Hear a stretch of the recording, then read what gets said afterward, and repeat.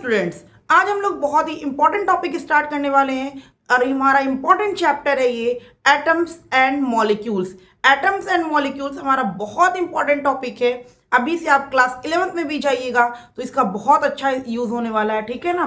तो atoms and molecules chapter में हम लोग को बहुत सारी चीज़ें सीखने को मिलेगी जो सब कुछ नहीं रहेगी, जो इससे पहले आप कुछ भी नहीं सीखे होगे। सारे टॉपिक यहाँ पर आपको नहीं मिलने वाली है और इसका बहुत यूजेस होने वाला है क्लास 9 से 11 तक। इसलिए चैप्टर को थोड़ा सा भी स्किप मत करिएगा। और लास्ट में हम लोग थोड़ा सा मोल कंसेप्ट भी सीखेंगे, मोलर मास निकालना सीखेंगे, तो प्लीज लास्ट तक वीडियो देखिएगा, स्किप नहीं करिएगा। ओके, तो सबसे पहले हम लोग एटम्स एंड मॉलिक्यूल्स चैप्टर में कुछ थ्योरी देखेंगे, कुछ हिस्ट्री देखेंगे, किन्होंने इस चीज़ को दिया, किन्होंने खोजा, कैसे उन्होंने बताया कि हाँ ये एटम्स है। तो थोड़ा सा हिस्ट्री देखेंगे, उसके बाद हम लोग चैप्टर पे स्टार्ट आ जाएंगे, ठीक है ना। तो देखिए, सबसे पहले हमारे एक इंडियन फिलोसफर थे जिनका नाम था महर्षि कनन, ठीक है। ये हमारे इंडियन फिलोसफर थे।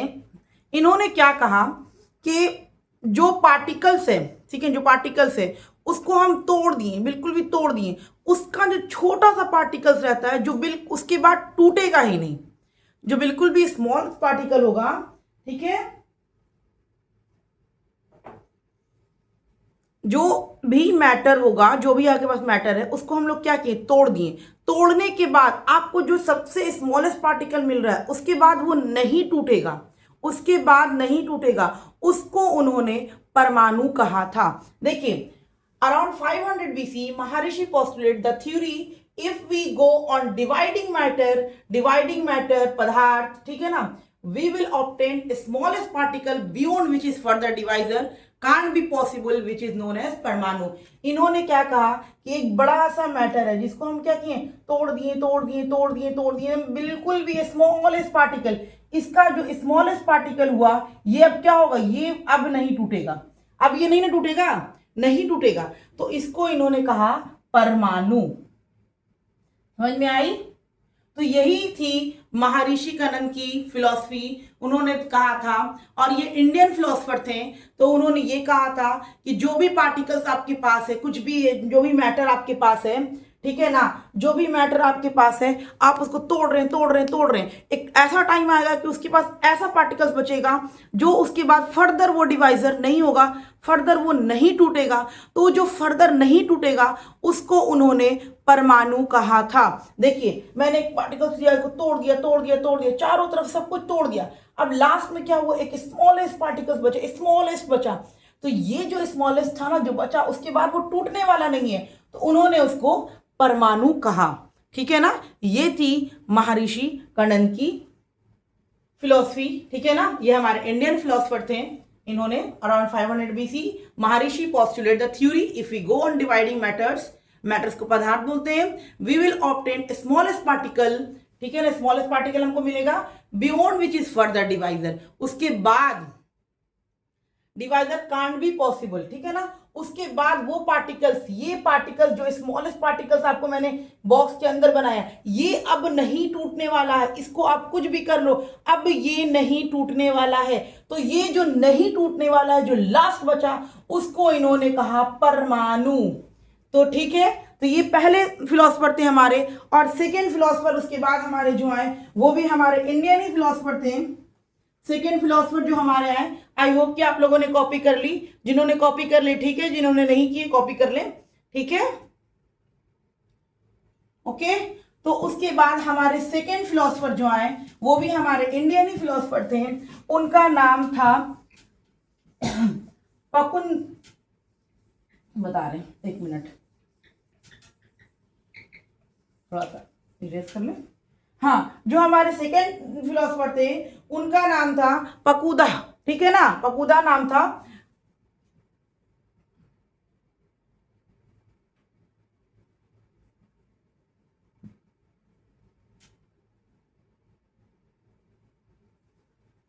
तो ये हमारे सेकेंड फिलोसफर थे। फर्स्ट फिलोसफर ने क्या कहा कि कोई भी मैटर्स को तोड़े तोड़े, उसके लास्ट में जो बचा उसको उन्होंने परमाणु कहा। उसके बाद ये फिलोसफर ने क्या कहा कि जो परमाणु है, जो परमाणु है, यानी कि परमाणु, आपको मैंने क्या बताया परमाणु क्या है, जो मैटर्स टूट टूट के एकदम लास्ट स्टेज में जो बचा, अब वो नहीं टूटने वाला है, अब उसका लास्ट हो गया, अब वो बिल्कुल नहीं टूटने वाला है। मैंने आपको एग्जांपल दिया था, जैसे मेरे पास एक मैटर्स है, इसको मैंने तोड़ दिया, बहुत तरीके से इसको मैंने क्या किया, तोड़ दिया। अब लास्ट में जो है इसका सिर्फ एक ये बच गया, क्या ये फर्दर डिवाइड होगा? नहीं होगा फर्दर डिवाइड। इसी फर्दर डिवाइड को उन्होंने क्या, महर्षि ने इसको परमाणु कहा था, ठीक है ना, परमाणु कहा था, ठीक है। उसके बाद हमारे जो सेकेंड फिलोसफर आए पकुदा कत्यपम, उन्होंने कहा कि ये जो परमाणु है, ये परमाणु है, ये नॉर्मली कंबाइन फॉर्म में एग्जिस्ट करता है, कंबाइन फॉर्म में एग्जिस्ट करता है, मतलब अकेले नहीं रहता है, किसी के साथ मिल मिल के रहता है, ठीक है ना, कंबाइन होकर के रहता है। तो ये कहा कि उन्होंने कहा, पकुदा कत्यपम ने, उन्होंने कहा कि क्या हो, जो परमाणु जो होता है वो नॉर्मली कंबाइन फॉर्म में ही एग्जिस्ट करता है, नॉर्मली कंबाइन फॉर्म में ही एग्जिस्ट करता है। समझ में आई बात कि इन्होंने क्या कहा कि जो परमाणु है वो जनरली नॉर्मली कंबाइन फॉर्म में एग्जिस्ट करता है। क्लियर हो गया पॉइंट आपको? आई होप कि यहां पर भी समझ में आया होगा, ठीक है। उन्होंने कहा, he said that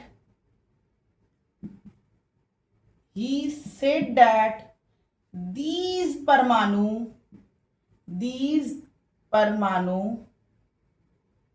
ठीक है ना, या these पार्टिकल पहले कर लीजिए, ज्यादा अच्छा रहेगा। these particle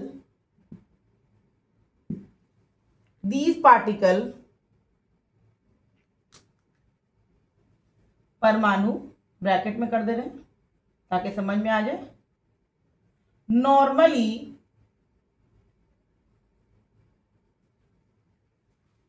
exist in a combined form, ठीक है ना, exist in a combined form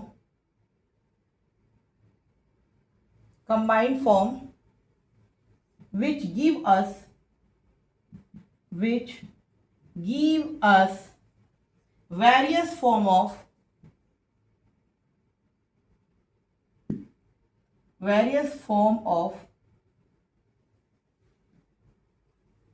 particles of matter, ठीक है।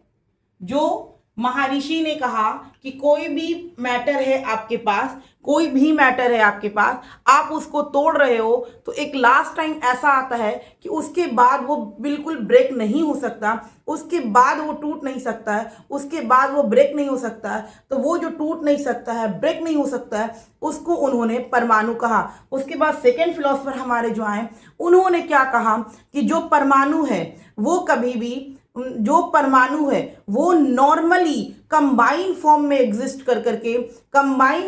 एग्जिस्ट करके और हम लोग को अलग अलग तरह का मैटर प्रोवाइड करता है, अलग अलग तरह का मैटर हम लोग को देता है। समझ में आया? तो इन्होंने क्या कहा, he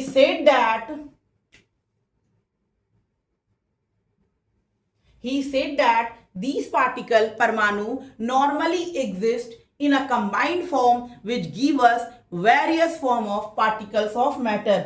I hope कि आप लोग को दोनों बातें समझ में आएगी। पहला उन्होंने कहा कि कोई भी मैटर्स को आप अगर तोड़ रहे हो तो उसका एक ऐसा स्टेज आता है कि उसके बाद वो पार्टिकल्स नहीं टूटता है। तो जिस स्टेज में वो पार्टिकल्स नहीं टूटता है वो लास्ट रहता है, तो उसको उन्होंने परमाणु कहा। उसके बाद ये सेकेंड जो साइंटिस्ट आए पकुदा ने, इन्होंने कहा क्या कि जो पार्टिकल्स है, जो परमाणु है वो नॉर्मली कंबाइन फॉर्म में एग्जिस्ट करके हम लोग को वेरियस तरह का मैटर प्रोवाइड करता है।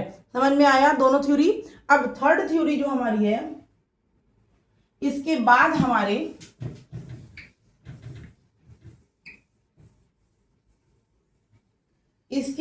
हमारे आए ग्रीक फिलोसफर, ठीक है ना, ग्रीक फिलोसफर,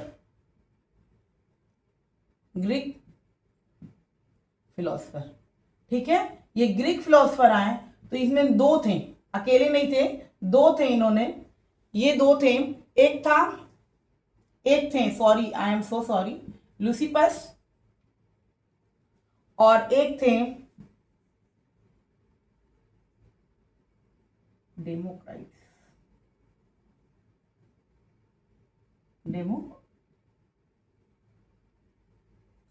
ठीक है, ये दो हमारे ग्रीक फिलोसफर थे, ये दो हमारे ग्रीक फिलोसफर थे, ये दो हमारे क्या थे, ग्रीक फिलोसफर थे।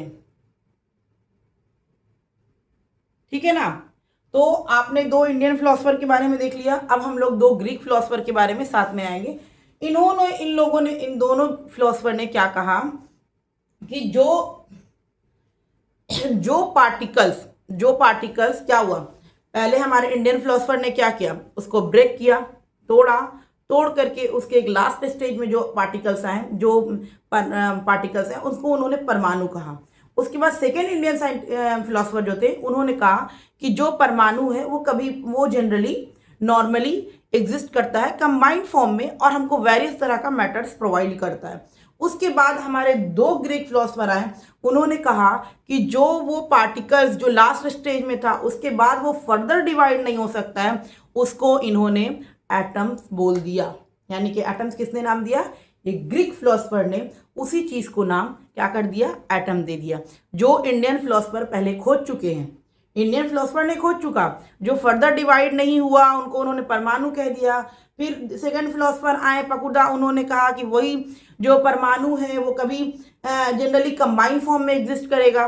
ठीक है ना, और ये उसके बाद ये दो ग्रीक फिलोसफर आए, उन्होंने क्या किया, इन्होंने क्या किया कि वही जो पार्टिकल्स है जो फर्दर डिवाइडेड नहीं हो सकता है, उसका नाम इन्होंने एटम दे दिया, उनका नाम इन्होंने एटम दे दिया। तो यहां से हम लोग की बात शुरू हो जाएगी एटम की, क्योंकि एटम का नाम पड़ चुका है अब। ठीक है, चलिए, इन्होंने क्या कहा, if we go further divided, if we go on dividing further matter, on dividing matter पहले कर लीजिए, on dividing matter a stage will come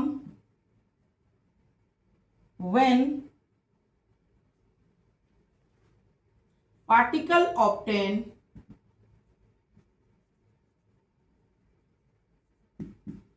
can't be divided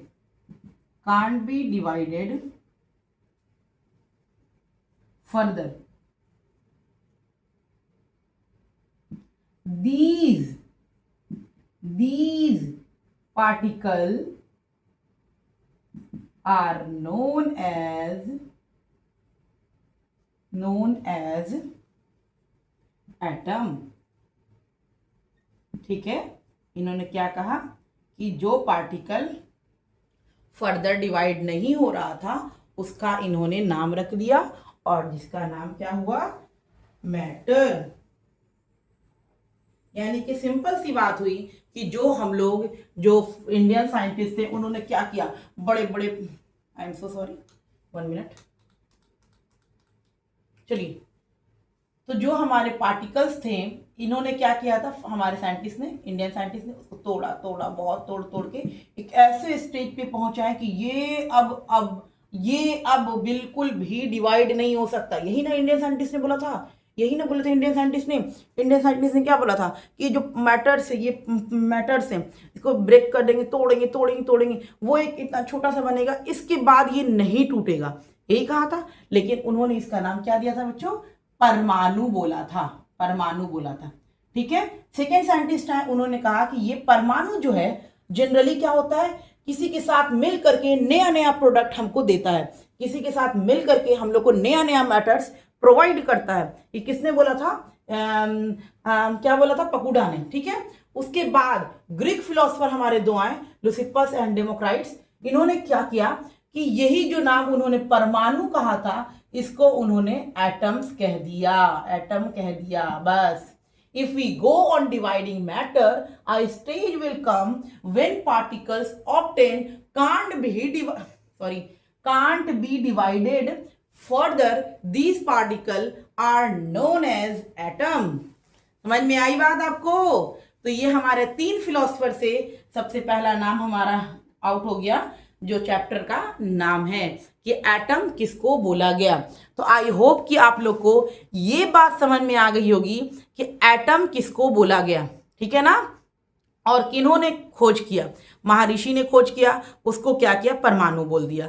अब सेकंड पकुड़ा ने आया, उन्होंने कहा कि ये जो परमाणु है ये नॉर्मली एग्जिस्ट करता है कंबाइंड फॉर्म में और हमको various type of matter provide करता है, ठीक है। उसके बाद हमारे थर्ड साइंटिस्ट हैं जो ग्रीक के हैं, ग्रीक फिलोसफर हैं लुसिपस एंड डेमोक्राइट्स। इन्होंने उसी परमाणु को एक नाम दे दिया जिसका नाम था एटम, ठीक है ना। ये यहाँ तक आपको कोई परेशानी नहीं हुई होगी। आई होप सो आप लोग को बहुत अच्छे समझ में आया होगा, ये जानना जरूरी है। अब हम लोग यहाँ पर थोड़ा सा लिखेंगे, ठीक है ना। तो ये था हमारा थोड़ा सा हिस्ट्री जिसके जरिए हम लोग जान गए कि एटम क्या होता है, ठीक है ना। एटम आपको जानना बहुत जरूरी है क्योंकि आपको हर जगह पे एटम वर्ड मिलेगा पढ़ने के लिए, तो आपको कंफ्यूज नहीं होना है कि एटम क्या है। माइंड में ये सेट हो जाना चाहिए कि एटम मेरा क्या है। एटम मेरा वो स्मॉलेस्ट पार्टिकल है जो फर्दर डिवाइड नहीं हो सकता है, ठीक है ना। क्लियर है पॉइंट? अब हम एक पॉइंट लिखेंगे बच्चों, all matter is made up of all matter is made up of a smallest particle of a smallest particle all matter is made up of a smallest particle called atoms and molecules, ठीक है ना।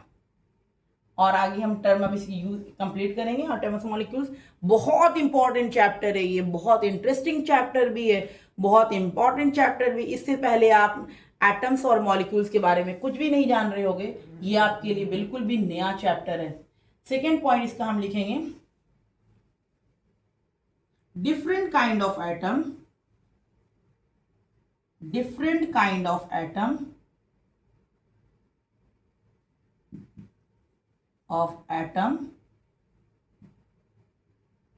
and different kind of atom and molecules